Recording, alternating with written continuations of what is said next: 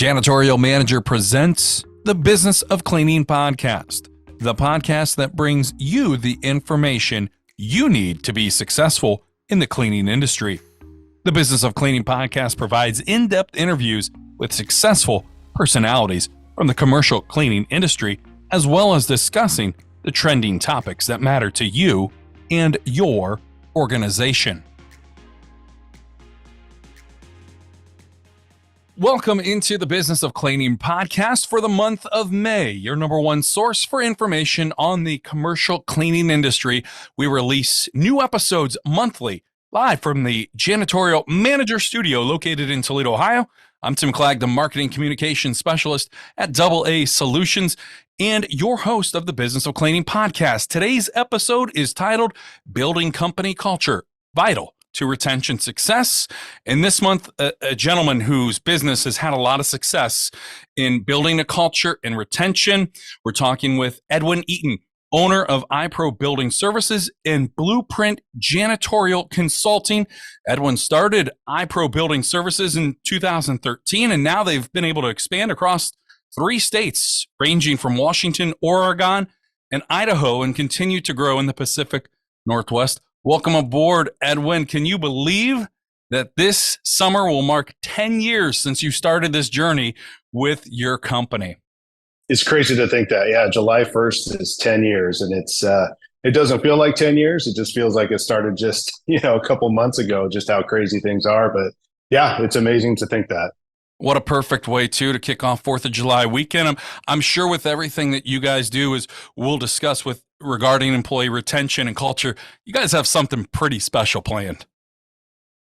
We actually did a live radio event this weekend for a local pro basketball team in town. It just kind of got our feet wet with some event planning, and did something at the local bowling alley as well with the basketball team. And I got to say, I have a deep appreciation for event planners, because this is not an easy thing to do. So yeah. The commercial cleaning industry wasn't even on your radar, Edwin. You were a student attending the University of Washington. Go Bruins, the Conference of Champions. At least we've, at least we got to agree on that for a few more years before UCLA moves to the Big Ten. But you were focusing really on hospitality management until your roommate's uncle contacted you guys for some help. Of course, like all college kids, you need money, right? Especially for that weekend nightlife. And of course, you guys jumped at the chance to make some spare change. What were your first impressions when you helped, having no prior experience in the industry? Did you think that hit the fast forward button and you would see yourself starting your own company and kind of creating this nice movement that you guys have in your business? I think starting a company, yes. Starting a commercial cleaning company, no. Took a little arm twisting for my college roommate to convince me to help out. But, I thought very highly of his uncle and things that he did within his company. So I thought, let's do it. Let's see what happens. Again, like you mentioned, for beer money for us, right? And so it was one of those where they had 3 banks in our area, and they just needed some extra cleaners to hold over until they could find some people to replace in that area. And so we did it. And that's kind of how I got into the industry. And, honestly, I enjoyed it. There was nobody overseeing us. It was fast paced. We had a time budget to get things done. So yeah, I got my feet wet and kind of sparked my interest for the industry. Was it fair to say, if this occurrence hadn't have happened, maybe the butterfly effect would be a little bit different for you and not even ending up in the commercial cleaning industry with your business? It's crazy to think that. I've never been asked that question, but thinking back on it, I probably, if this experience didn't happen, if we didn't get that phone call to help out, I don't think I would be in the commercial cleaning industry. I was in school and working in the hotels, and I've actually talked to some of my people that I helped train in the hotel industry and some ex-teammates from there, and they're off all across the U.S. in different hotels, and they're still in that industry. I really think I'd still be in that industry. And I'm glad that phone call came around, and my roommate twisted my arm to get into this industry. After graduation, you moved back to Wenatchee, I've been practicing that. Want to make sure I got that correct. And you mentioned working in the hotel industry. When did you reach back out to your roommate's uncle to pursue working in the industry? Sure. Well, coming from Seattle, there's any and every single hotel you can think of chain that's over there. And so the money to be made in that market is amazing. And coming to Wenatchee, which awesome, you said it right. Not a lot of people can pronounce that name, but coming back here, there are a lot of hotels here now, but back in the day there weren't. And making the kind of money that I was making in Seattle here, just it wasn't happening. And only reason I actually moved back home is to take care of my parents. I'm an only child. They both had some health issues, and I always promised them growing up that I would come back and take care of them. But seeing the way the hotel industry was, there just wasn't a lot of money to be made. And I thought, what can I do? Having that entrepreneur type spirit, I wanted to start my own business, but didn't know where to start. And I thought, well, we cleaned some banks back in college and it didn't seem too difficult. I wonder if I can just make a phone call and see if he'd be interested in it. Reached out to him, and he told me that he felt like it was a good idea. I said, eventually I want to start my own company, but he said, let's just do this. You run my operations over there, but I only have enough to support you for 1 month. Right. And if you can make it happen in a month, then we can progress from there and then see if we can continue to grow that. You mentioned that you didn't really have any true formal training. How much of it was trial and error, and how quickly were you able to, being an independent thinker, observe and then make those corrections to implement the next time? Yeah, everything was trial and error, not knowing. But with the background that I had, just with the hospitality, they brought me through from customer service to sales, managing people. And so I kind of had that background, and to be able to go out and knock on doors and speak to people, that wasn't an issue for me. So it took off in a hurry.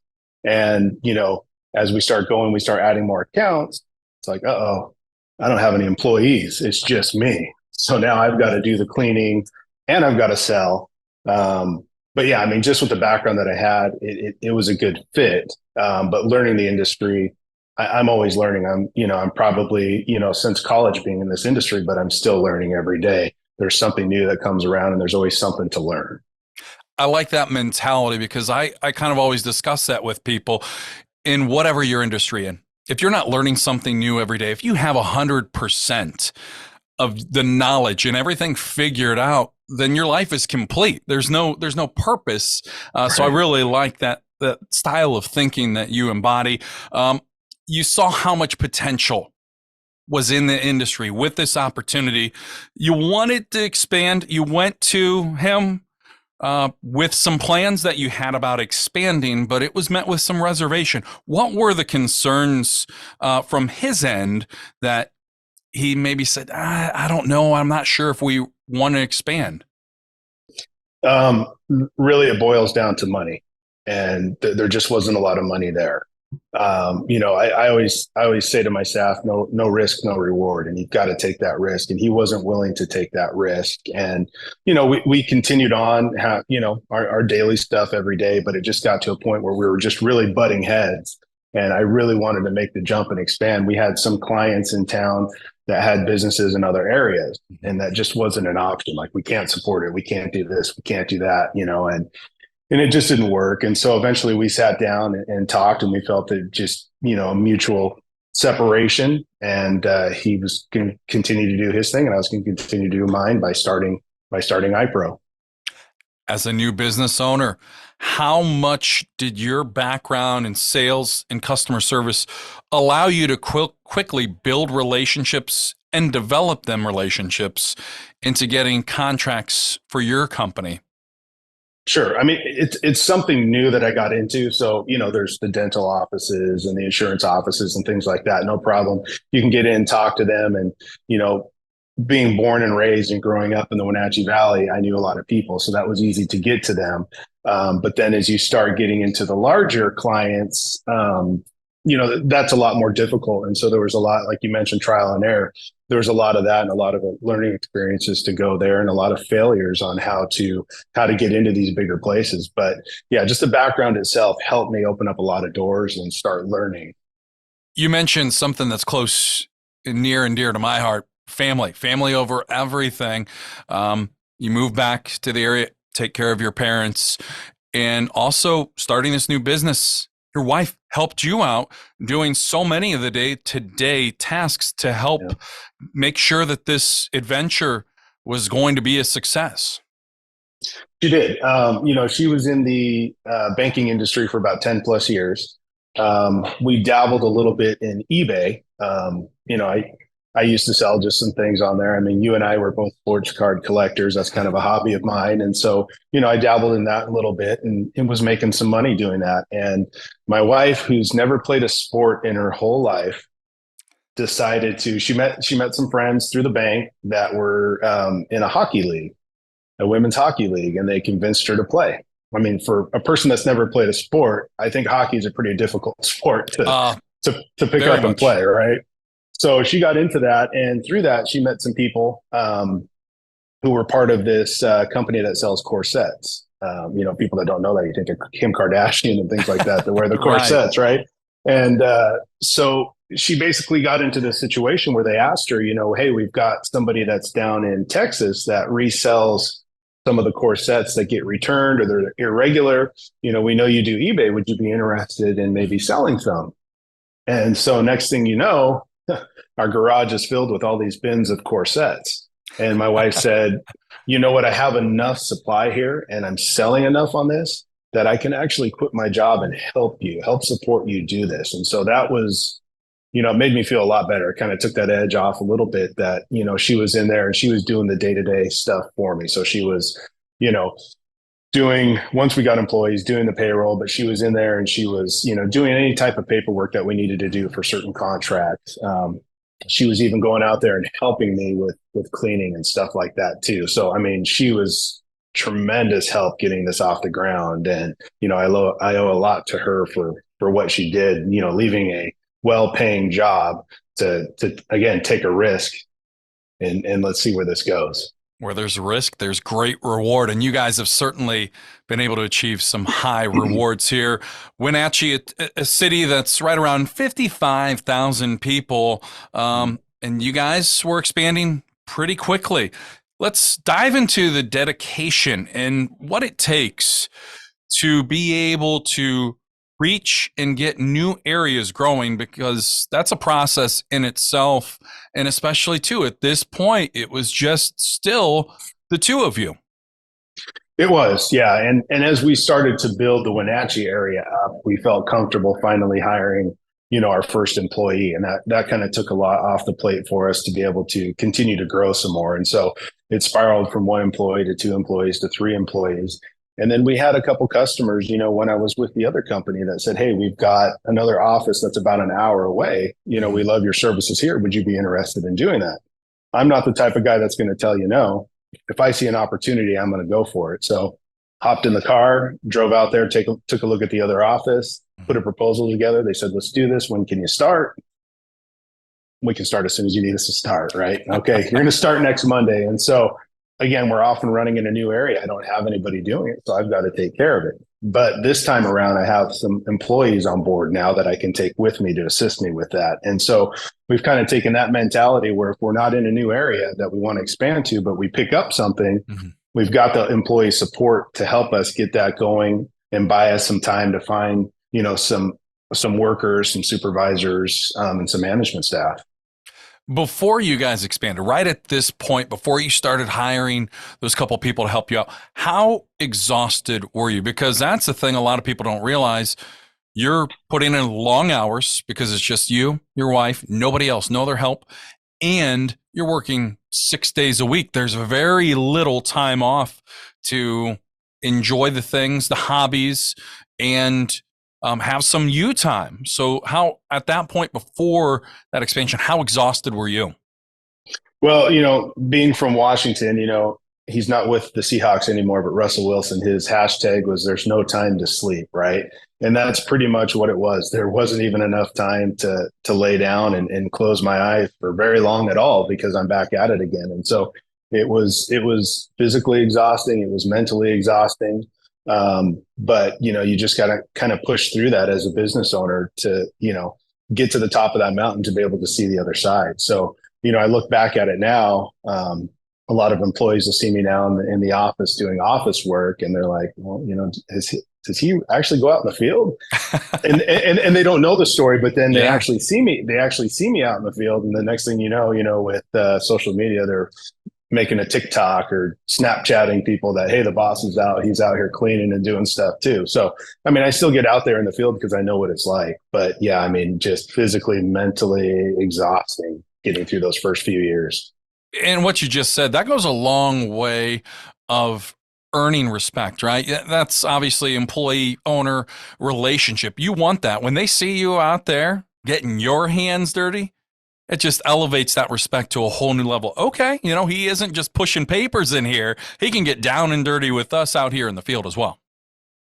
Absolutely. I mean, that's the biggest thing when they see upper management or even the owner out there doing something, then it makes them feel a little bit better about what they're doing as well. But I tell them I'm not afraid to get out there and clean a toilet if I need to. If there's an issue and you guys need me, I'll get out there. We've been jam packed doing a lot of final construction cleaning, and we're not short staffed by any means, but we've taken on a lot of work. And so just last week, we needed some floor work done, and so we grabbed the van and the trailer, loaded up the floor machines, and myself and the general manager and actually our HR director, we went out there and took care of some work. It didn't need to be done that day, but we were helping out the staff to kind of cut down the workload for them. So, and to them, it means a lot, and they see us out there and they know that we've got their back, and we'll do whatever it takes to help them out.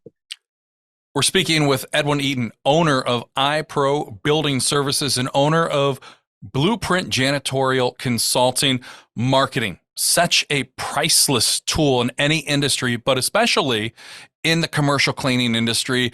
And that's something I know you and your company have tremendous pride in, is your brand recognition. I look at your background, I see the zip up. There's one piece, the baseball bat 2, the custom Nikes 3. I mean, and then the sponsorship up in the upper right-hand corner. You have 4 different pieces of company branding in your office alone. How important, how invaluable is it if you can stress that to somebody just starting out in the industry, how crucial and vital that is? Oh, marketing is huge. And, once you have your brand, I always tell a story. I can't remember where I was going. I was going somewhere for vacation, and I had actually this vest on with the iPro logo, and sat down next to the guy that was on the plane, and he asked me, he's like, "Oh, that's a cool vest. What is iPro?" So it's a talking piece. If you go out and you put on a piece of clothing, it's Nike, it's under whatever it is, right? You're repping that brand. But if you have your own business and you've got your own logos, you should be repping your brand everywhere that you go. And I feel very highly about that. And so every vehicle that we have is wrapped. We've got it's progressed through the years, but we now have a Pacific Northwest theme that we've put together. And so that just incorporates all the areas that we clean. And then the iPro logo is there. Every single cleaning technician, floor care, specialty services, there's a shirt. There's a logo on the front. There's a logo on the back. They've got beanies for the wintertime with their logo on it. They've got hats with their logo on it. We do sponsorships with local sports, the pro basketball team here in town, at the hockey rink, billboards, radio. I mean, we get our name out there as much as possible. The biggest thing is people don't think about cleaning companies. But when they see this logo, a lot of people around town know what it is. And I call that TOMA. And I don't know if you've heard that before. And so, top of mind awareness. And so that's all we're doing. So yeah, they're not thinking of a cleaning company, but the second that they are, we hope, and we better be the first cleaning company that they think of. And when building a brand for your company, you want it to pop. You want it to stand out. And your guys' colors certainly stand out, and it, catches the eye immediately. So how much time went into, okay, we're not just coming up with a logo, right? We're going to be putting this over everything. You mentioned wrapping, custom wraps for your vehicles. We need something that is going to stand out and pop and be an eye catcher. Absolutely. I mean, that's the biggest thing, they may not know what the logo is, but they see that color sticks out and it catches their attention. Then all of a sudden, whatever marketing you have on that piece, they're going to look at it and read it, and then hopes of calling you or going to your website. But Mhm. yeah, color wise, what's going to pop? And lime green just came to the forefront for us that it would pop. Any color that you put on black pops, but you put lime green. Obviously, this is white today, but if it's lime green, it pops. I mean, if you can kind of see over here the jerseys that we Yep. have that are up there, that pops, that sticks out, right? Even though you can't really see it, but the color pops, and so it catches your attention. And so it's just something that will catch your attention to draw you in so that you can see what else is on there. How much of the design and the colors went off your love for the Seattle Seahawks? Actually, I think about it now. Maybe a little bit. Big basketball fan, so Sonics, with the green and just the Pacific Northwest, all the trees and the greenery that we have here, just kind of stuck with the color and kind of goes with the theme and the brand. And of course, marketing carries over to social media, and not just taking part, being engaging, having a presence online, social media, Facebook, especially like yourself. I know you post content pretty much daily on your personal page, on your LinkedIn. Those are tools that get recognized and picked up by everybody. I mean, it's a good way too to somebody who may not know what iPro is, and they may come across some of your information, what you guys are doing on social media, and decide they want to do business with you. Absolutely. I mean, we've gotten a lot of business just from social media itself. It starts with your Facebook and your Instagram. And, for new business owners, that's free. That's free to just Mm-hmm. create your own account. And then, basically you look at that as your platform to tell your story. And so throughout the years, it's progressed, to all the different social media outlets, Facebook, Instagram, TikTok, Snapchat, YouTube, LinkedIn, everything. And so it's an opportunity for us to tell our story. And, the biggest thing with us is we don't like to, we still post a lot of the work that we do on there, but we like to celebrate our employees. And that's really the biggest thing with us now with our social media push is our employees. Yeah, we celebrate them in the office, but we want to make sure other people see that, right? And so we've been able to create celebrations for employee anniversaries that come up and post that on social media. And it's become a frenzy with the employees here because they said, "Hey, I got an anniversary coming up next month.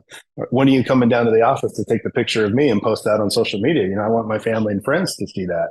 And so it's a great feeling for me, but it's a great feeling for them too. And you say, this is going to be 10 years in business.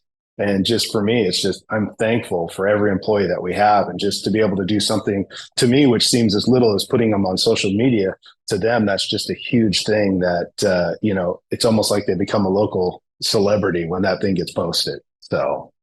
And that fits right in with what we are going to be spending a lot of time in this episode on: company culture and retention. Two of the most important things in any business, but especially the commercial cleaning industry that sees right now around 200% turnover rate.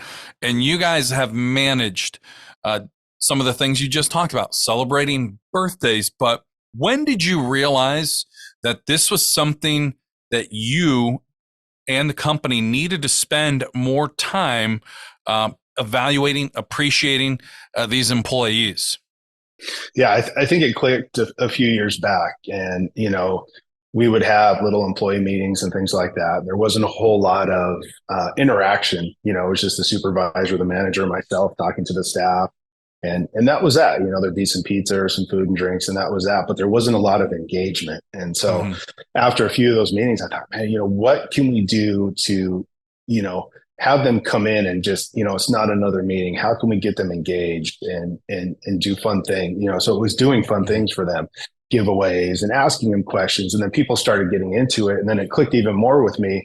We had the opportunity after the pandemic to purchase an office building. And so it was our main headquarters building. And so I thought, well, this is an opportunity to design the office in a way that is going to be kind of a cool factor for the employees to come in. Right. And so we kind of designed it in a way that just makes it a cool place that people want to come to work in. We're a janitorial company. There's nothing glamorous about what we do, cleaning toilets and picking up trash. But if we can make the experience for the employees when they first come to work, be engaged, want to come to work every day, have fun by the time they leave the office, they're going to put in 100% when they're out there in the field doing what they're supposed to be doing. One of the things that you and your company have had so much success at is selling companies your employees. Normally, you go to a social media page or even on Google and you're seeing specific reviews, particular, or even a website about the company. But you guys sell your employees to your customers and your future customers as well. We do. I think, with a lot of cleaning companies, especially ones that are well established and been in business for a while, there's always, you add your references piece that's in there, right? All the references that are like businesses that the current customer you're going after is. We encourage our potential clients to look at our social media, look at our LinkedIn, all that kind of stuff to see our employees. And that's a big thing that we do. It's like, hey, this employee's been with us for 5 years. This is the employee that's going to be in your facility cleaning. You know who this person is. There's a little blurb that tells all about them and things like that. And then when we do start the accounts, we give them a little blurb about who the employee is that's going to be in there. And this is the person, so that they trust us more and they feel more comfortable with this person that's going to be in their account. It's not going to be a different person every single night. It's going to be the same person. This is John. John is your cleaner every night. John likes, he's in a rock band. John does this, John does that. And then, it's crazy because now doing that, our customers, come the holidays, they're giving gifts to our cleaners. It's almost like it's their second family, and they're taking care of our cleaners because they know that our cleaners are taking care of their facility. So it's gone a long way just, celebrating employees.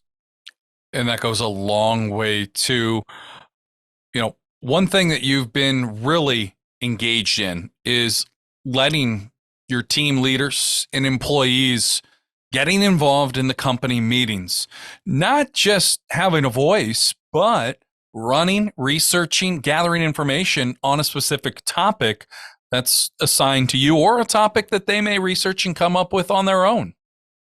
Yeah, it's been a great tool for us. So I had a general manager back in the hospitality days that would have, weekly manager meetings and would ask questions to the managers and kind of an open Q&A session, and the managers could ask questions to the general manager.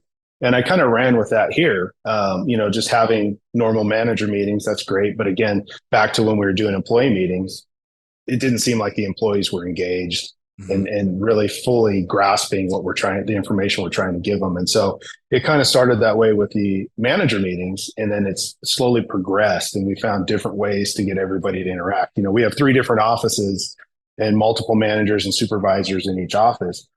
The ones that here don't see the ones down in Oregon, Yeah. Hardly ever. So the best way to do it is, with technology, especially when the pandemic hit, is Zoom. So we can hop on Zoom and we have our manager meeting. And so I always start it, and we always start with, what's one success you had throughout the week, this week or last week. And so it kind of opens the gate for these guys to start conversing with each other.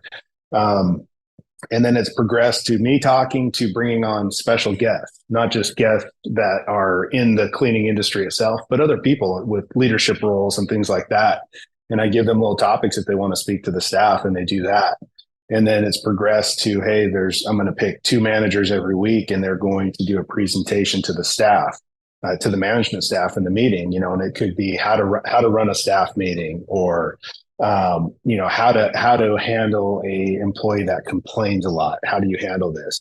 And so with them, they would come on the meeting, and it started with just them speaking 5-10 minutes. Everybody's nervous, but the whole point of it is to get them comfortable with sharing ideas and being able to speak to the staff. But it's progressed from them just speaking to putting on full-blown PowerPoint presentations for everybody, right? And they're figuring out what works and what doesn't work, and we're critiquing them, we're congratulating them.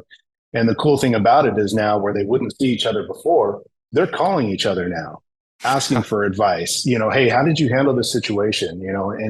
And then on the manager meeting, they're thanking each other. Their successes are, hey, so-and-so helped me out last week, with this situation that I had. And so it's been a great tool, and it's worked. And again, creating that company culture, it starts with the management team. And if they understand the culture and really feel it and vibe with it, they're sharing that with the staff as well. And I can see that with the staff meetings that they're putting on now too. And it's been a great resource and a good measuring tool for you to see potential. And you've actually been able to, because of these meetings, been able to see who may be a good fit for a management role down the line or who's ready right now.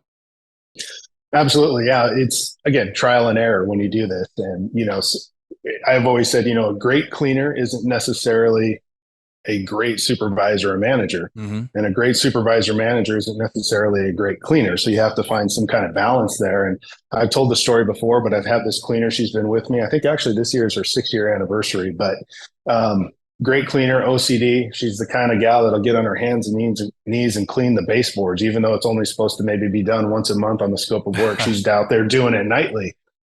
And, just her eye for detail was great. And I thought, what, this is a great, she's been with us the longest at the time. And I thought, it's a great fit to elevate her to a supervisor role.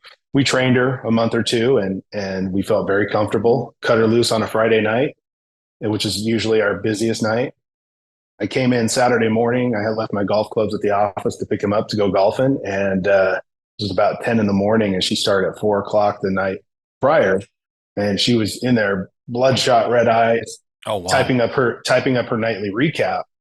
And because she was out there on her hands and knees in every single account, doing things that weren't supposed to be done on a nightly basis and not really interacting with the employees. She just wanted to clean, clean, clean. And so I thought, you know what?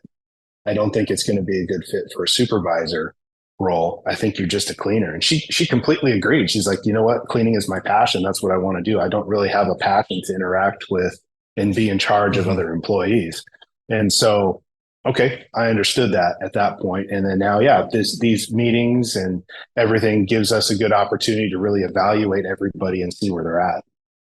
What type of employees are you looking for? I heard somebody recently when I was listening to a podcast say, I don't want an employee that's worked for several cleaning companies. I would rather hire someone that has no experience, but shows the hunger and thirst for knowledge and to learn. Yeah, I mean, I think I can go both ways on that one. Mm-hmm. I mean, somebody that has a lot of experience, that's always good, but there's also the bad that they're stuck in their old ways and they don't want to take on, the way that we do things. And I've seen that. And then there are some that have been in the industry for a while and then they adapt and they change. And so that part of it's good. But yeah, usually it's somebody that's fresh that knows nothing about the cleaning industry. I think the big thing right now is common sense. You'd think it's common, but there's not a lot of it out there. And so Yep. we've kind of looked at that, and some of the questions that we ask in the interviews aren't really pertain to cleaning. It's just, common sense type questions. And if they knock it out of the park on that, then we bring them in and we start training them and we see from that point. But really both work. It's the type of mentality and the mindset that they have. Finding that person to that understands what the company goals are and that right personality. How important is that? Because you were discussing a little bit ago, you may have had an employee that maybe's, disgruntled or upset. How important is it to get somebody that's going to buy in right away with that culture? Because if you don't have somebody like that, well, sometimes that rubs off kind of down the line. If you get somebody like that who isn't buying into the team ways and what your guys' goals and objectives are, then it could quickly trickle down the line. One person becomes a few, and making sure getting that right person is vital. Yeah, it's very vital, and it can become a huge issue. We call it almost like a cancer, having a cancer within the company, and it can bankrupt a company if you don't catch it right away. And so we have had those people in the past, and especially with management staff, we had managers who are basically dictators sometimes. And it's like, you're going to do this, you're going to do that, you're going to do what I tell you to do. And then the staff is complete rebellion, against this manager. And so, we've put together some training programs, and something new that we're doing as well is we're hiring a leadership coach, and not just for the management staff, but for any employees that want to be part of it. And this person just comes in and just tips and tricks and talks to you and works out issues. And so that's just another thing is I'm starting to invest more into our people. And that's the biggest thing, so that I get those right people on board. And, between the managers, myself, the leadership coach, we're able to see and weed out the people that aren't following the company culture that we want. It's being widely talked about right now, especially in the United States, being talked up and down in Congress in DC right now about rolling out possible a 4-day work week. Um, First of all, is that something you're for? Is that something in your industry that with, business continuing to grow that you would want to get to the point where you guys can offer, hey, here, we're going to go to a 4-day work week. We can still achieve it. We can still hit our numbers and drive our revenue. Is that something that you see maybe being achieved in this industry in the future moving forward? I didn't believe it at first. It's difficult in some situations with the cleaners, just depending on what accounts that they have. But we're looking into it. With some of the key managers I have, I've actually rolled that out this year with 4-day work weeks. And so it's either, a Tuesday start day or whatever. So they'll have at least a 3-day weekend. And I think for the management staff and supervisors, it's vital that they get some time away from it to recharge their batteries and then come back fresh. And it's actually worked. You know, a comment just the other day from one of my managers is she was able to go over and watch some baseball games over in Seattle, and she had 3 days to really enjoy it with her family. Whereas before, even if it was Monday through Friday, her phone was still ringing on Saturday and Sunday, and she was still working. But now they have the opportunity to completely unplug, knowing that there's another manager that's taking over their roles when they're gone. So they're truly getting their 4 days on, 3 days off, and it's worked with the management staff so far. So right now, I'm becoming a believer in the way that the 4-day work weeks are working. Something I think that's going to be more obtainable and sustainable in the future. Something definitely in this industry and right now in the United States as a whole to keep an eye on. 3 years removed from COVID, what are some things that you saw? Because I know you said that you had to make some changes, and it really was an eye opener. Obviously, the industry did lose some smaller cleaning businesses, but what really opened your eyes during that time off that that you implemented right away to make changes in your company? Yeah, with us, which was great, knock on wood, is that, we got busier when COVID hit. But the biggest thing was, the support that we have from our suppliers.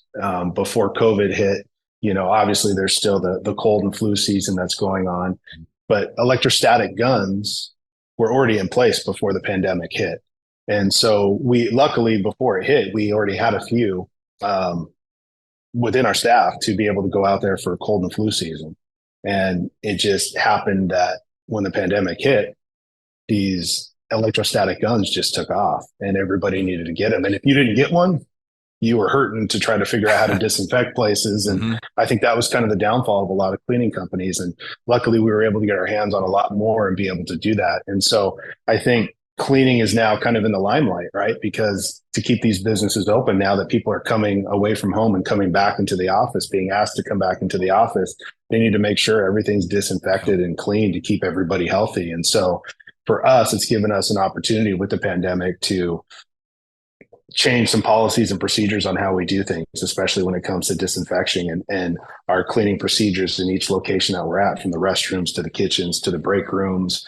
And so it's really strengthened what we do and it's strengthened what we tell our clients that we're going to do for them as well. You recently started Blueprint Janitorial Consulting. How important is it to be able to offer a service like this and really be a mentor for someone looking to start and break into the industry with their own commercial cleaning business? Yeah, I just thought it was a great segue for what I've been through, right?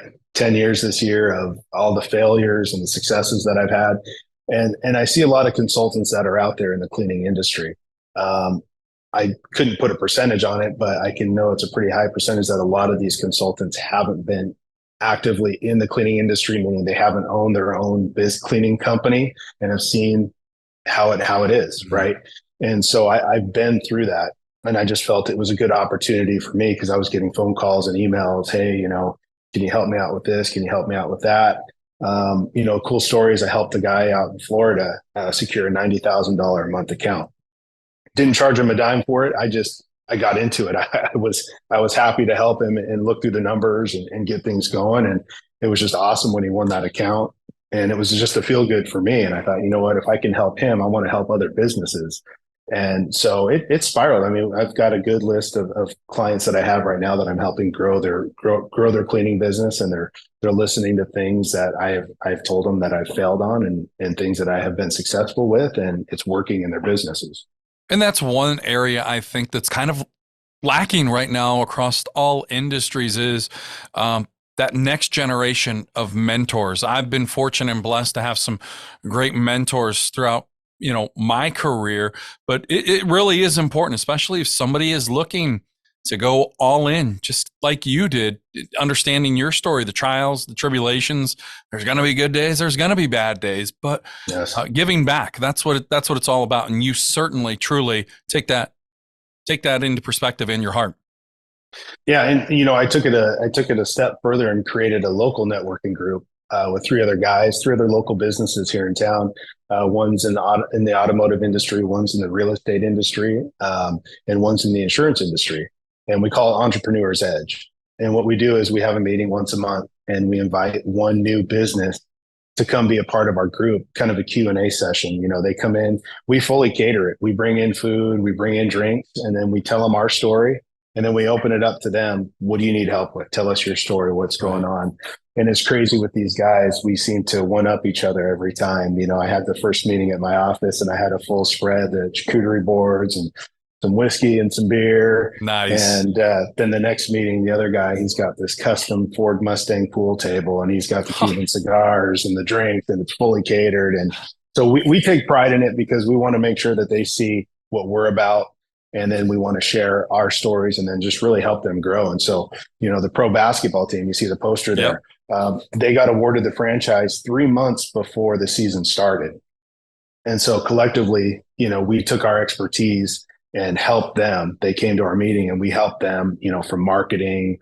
We helped them get a ton of sponsors, and we've been doing events for them. And so they've been leaning on us as their mentors to really help them, move the needle for the team. And that's the biggest thing. And, for anybody, that's been in business and has had success, and success is your own definition of it, to be able to give back and just share with the other businesses that really, truly need the help.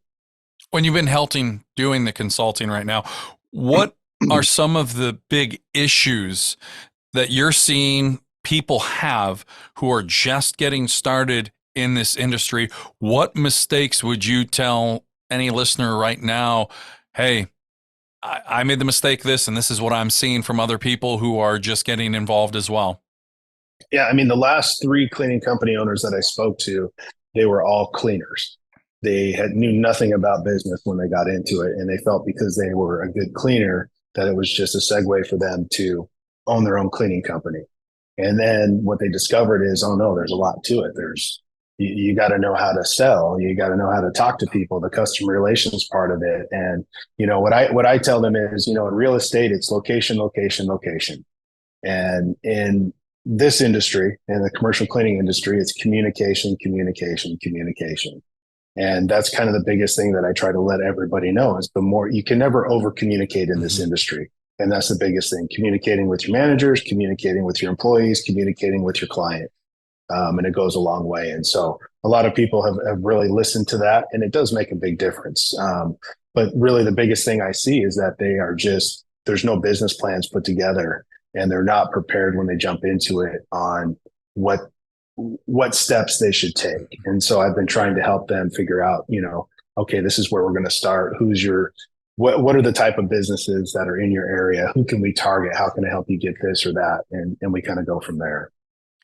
When you have a chance after the 10th anniversary bash in July 1st, when you have a chance to sit back and kind of take things in, what will be your goals for the company in the next 10 years and the new heights and where you guys want to achieve?